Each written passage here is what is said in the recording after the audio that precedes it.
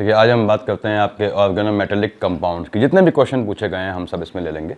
Organometallic compounds क्या हुए, जहाँ पे आपका ऑर्गेनोमेटेलिक यानी कार्बन का कहीं ना कहीं इसमें इन्वॉल्वमेंट है। तो जहाँ पे कार्बन सीधे जुड़ी हो किसी भी ग्रुप की कार्बन, चाहे वो मिथाइल हो चाहे इथाइल ग्रुप हो या और भी हैं, तो वो सीधे जुड़ी हो आपके किसके मेटल के साथ, तो उसे बोलेंगे हम ऑर्गेनोमेटेलिक कंपाउंड।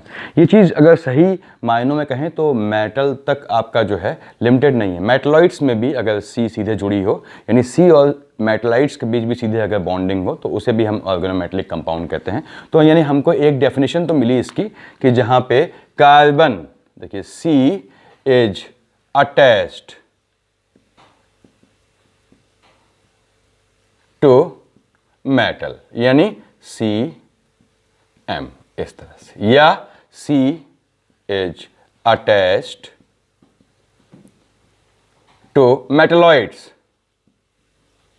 मेटलॉइड्स के साथ, यानी कि सी और साहब ये मेटलॉइड्स।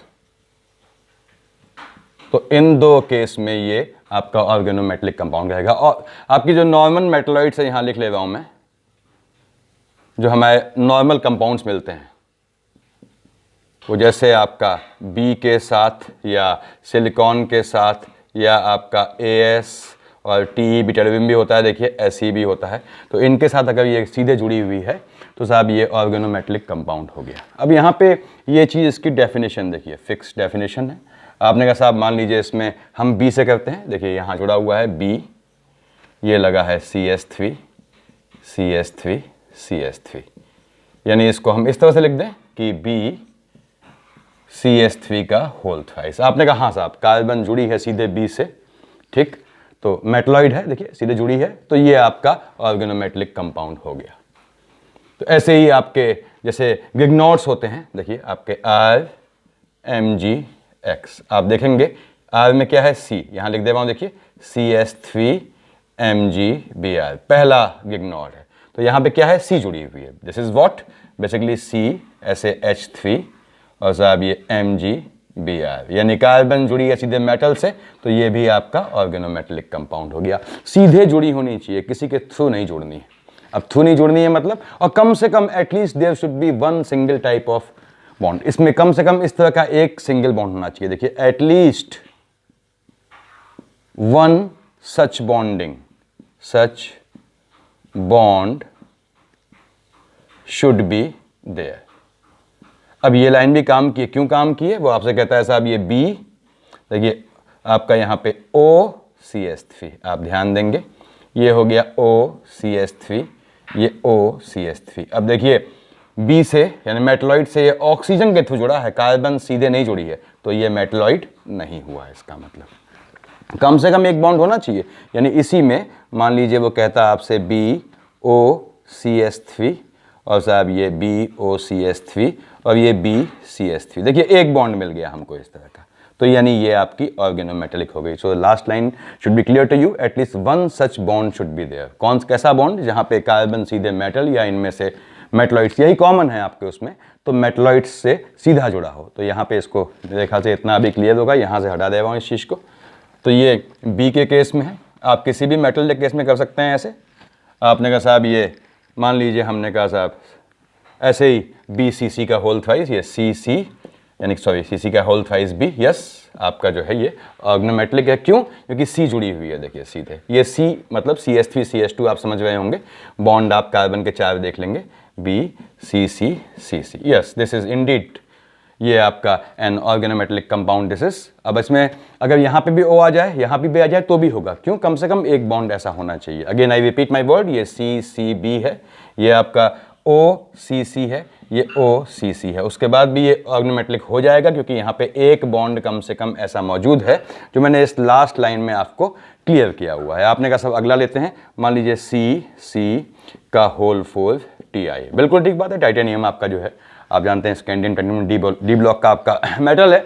तो देखिए C जुड़ा हुआ है सीधे आपका CC4, यानी कि this is what, this is CS3 CS2, मैं शॉर्ट में लिख दे रहा हूँ CC ताकि टाइम बचे, होल 4Ti। अगेन आप देख रहे हैं किसी की कोई मीडिया, कोई ब्रोकर नहीं है बीच में, सीधे जुड़ा हुआ है कार्बन, तो ये भी आपका ऑर्गेनोमेटेलिक कंपाउंड हो गया। तो हमको समझना है इन चीज़ों को, इतना आप देख लें। पहले हमें समझना है कि ऑर्गेनोमेटेलिक कंपाउंड कैसे पूछेगा, which of the following is an organometallic compound, तो आप ढूंढ सकते हैं कि वही होगा जिसमें कम से कम एक डंडा, एक बॉन्ड ऐसा हो जो सीधे जुड़ा हो मेटल से या मेटलॉइड से।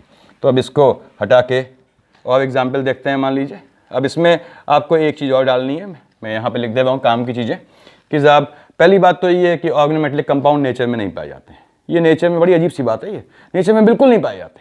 खैर अभी हमें उससे यहाँ मतलब नहीं है।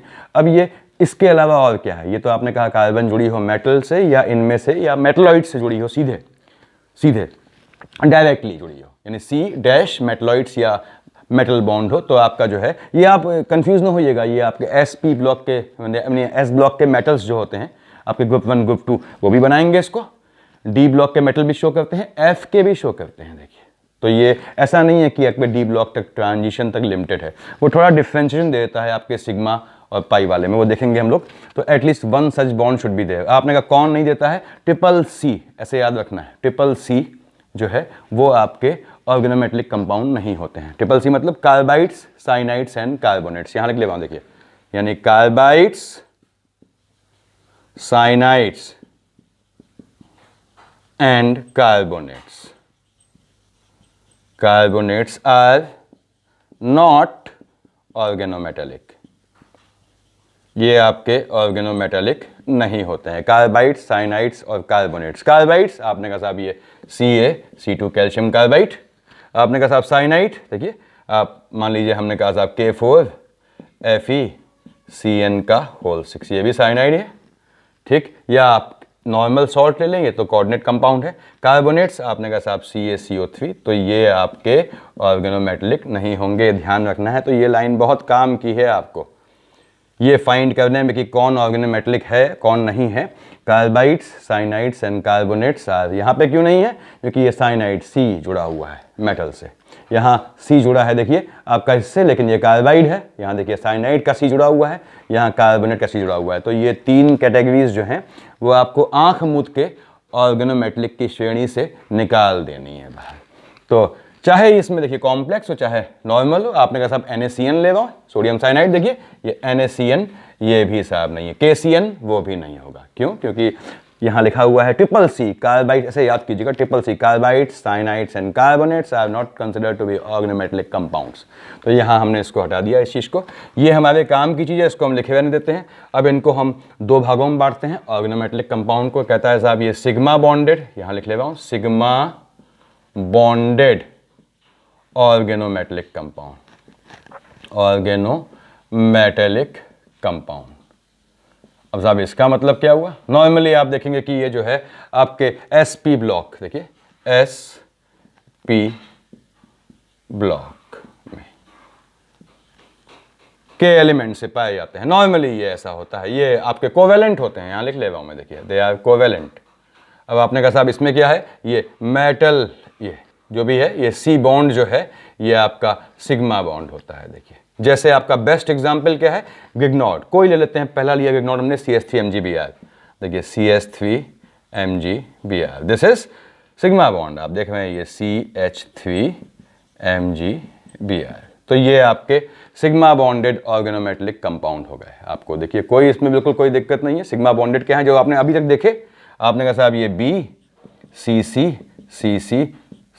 क्या है, सब सिग्मा बॉन्डेड है। देखिए कहीं आपका पाई बॉन्ड का मतलब नहीं है। तो पहला कैटेगरी हो गई सिग्मा बॉन्डेड ऑर्गेनोमेटेलिक कंपाउंड, इसको हटा दे रहा हूं। देखिए मैं आपने लिख लिया होगा इसे, हम इनको पहचानने में या कुछ भी करने में इन चीज़ों की मदद लेंगे, इसलिए मैंने इनको हटाया नहीं है। आपने कहा साहब अगला क्या हो गया, पाई बॉन्डेड, देखिए पाई बॉन्डेड ऑर्गेनोमेटेलिक कंपाउंड्स। नॉर्मली आपके ये नॉर्मली ट्रांजिशन एलिमेंट के साथ दिखते हैं, ट्रांजिशन एलिमेंट्स। ये ऐसा सच कभी पूछा नहीं है, मेडिकल में तो कभी नहीं पूछा है। देखिए तो आपको फिर भी ध्यान रखना है, कभी पूछ ले मान लो, और ट्रांजिशन एलिमेंट जैसे बेस्ट एग्जांपल है फेरोसिन। आपने कहा साहब ये फेरोसिन इसका बेस्ट एग्जांपल है। कैसे लिखते हैं, देखिए ये ईटा लिखा हुआ है, देखिए C5 डैट आपका C5H5 का होल थ्राइस। आप ध्यान दीजिएगा C5H5 ये इस तरह से लिखते हैं। ये कहीं कहीं इसमें होल ट्वाइस नहीं होता है तो कंफ्यूज ना होइएगा।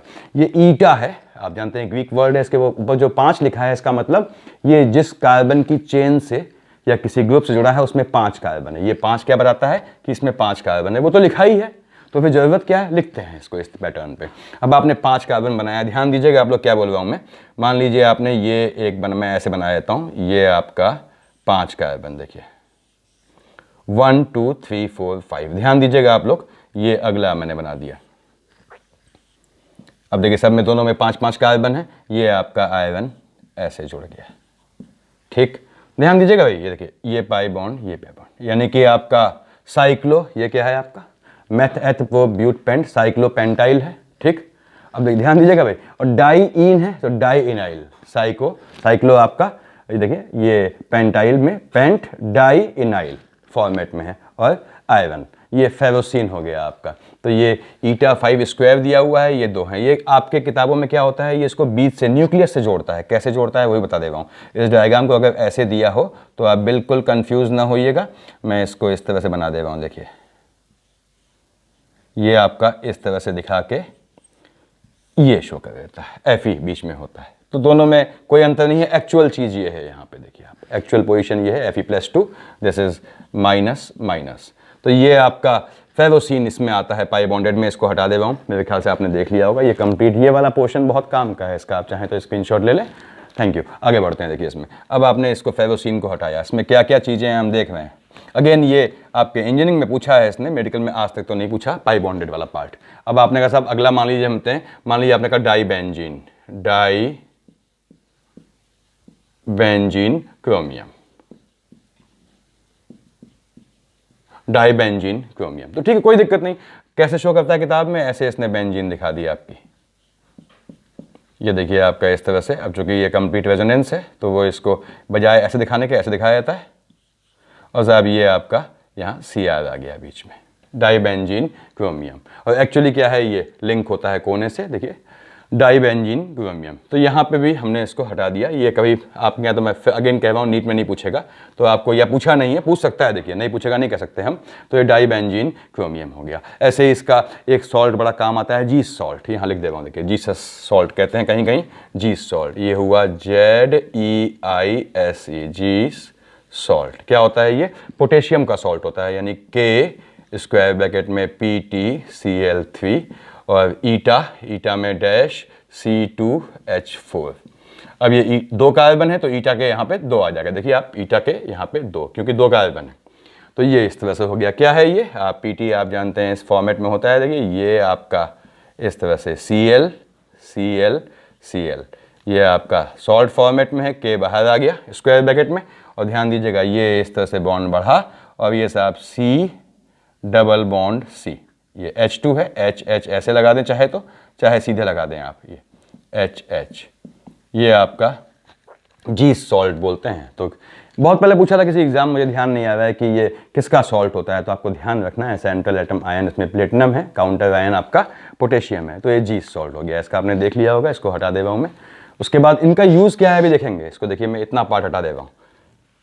अब आपने जीस सॉल्ट भी देख लिया, तो कहाँ कहाँ इनका जो है यूज़ है हम ये देख रहे हैं। उसके बाद आपने कहा साहब ये F ब्लॉक एलिमेंट में भी शो करता है। आपने देखा कि जैसे D ब्लॉक में क्या है, D ब्लॉक देखा आपने कहाँ कहाँ शो करेगा, जैसे आपने F ब्लॉक की बात कर रहा हूँ, मान लीजिए F ब्लॉक में है, तो ये F ब्लॉक में भी, यानी F ब्लॉक का अगर एलिमेंट है उससे भी जुड़ा है तो वो भी शो करेगा। किससे जुड़ा होता है ये, C5H5 माइनस से, नॉर्मली जो देखा हमने अभी C5H5 माइनस, याद कीजिए ये इस तरह से,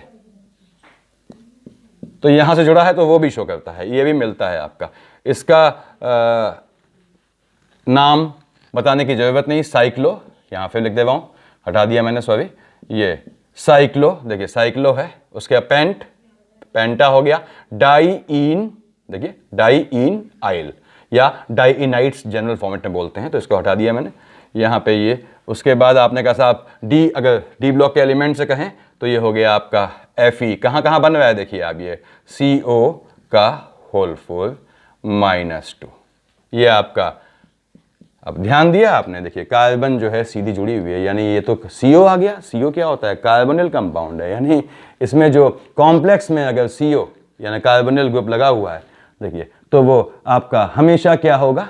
हमेशा आपका जो है ऑर्गेनोमेटेलिक कंपाउंड होगा। इसका उल्टा सोचिए, ये कॉम्प्लेक्स में अगर CN- लगा है तो वो कभी नहीं होगा ऑर्गेनोमेटेलिक कंपाउंड। बताया मैंने आपको कि FeCN6 में नहीं आता है।